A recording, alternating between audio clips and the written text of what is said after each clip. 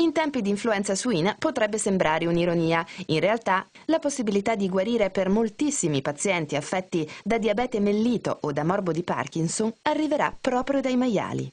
In particolare per i diabetici dal trapianto di isole pancreatiche, per i malati di Parkinson dal trapianto di cellule neuronali.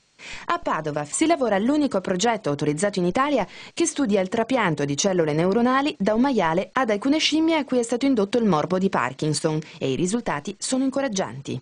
Noi in questo momento siamo impegnati per lo studio del trapianto di cellule neuronali nel primate reso parkinsoniano. Anche il Parkinson è una malattia diffusa, malattia sociale, molto invalidante, e abbiamo ottenuto dei risultati molto lusinghieri.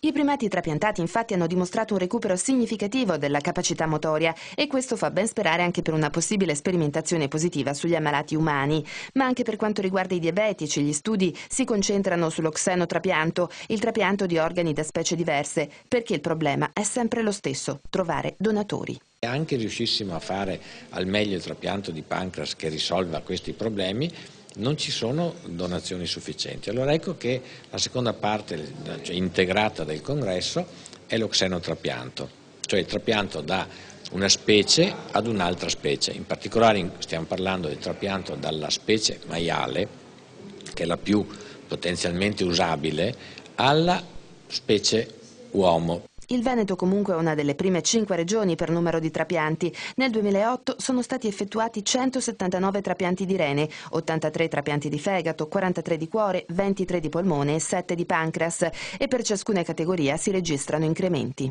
Investire nella ricerca porta i suoi frutti e i suoi frutti si vedono proprio nell'aumentato numero di trapianti e quindi nel numero di cittadini che ne possono usufruire e che ne beneficiano. Insomma, anche un piccolo passo verso la cura di queste malattie è prezioso, anche se purtroppo la ricerca in Italia, nonostante le numerose menti brillanti a nostra disposizione, è ancora indietro.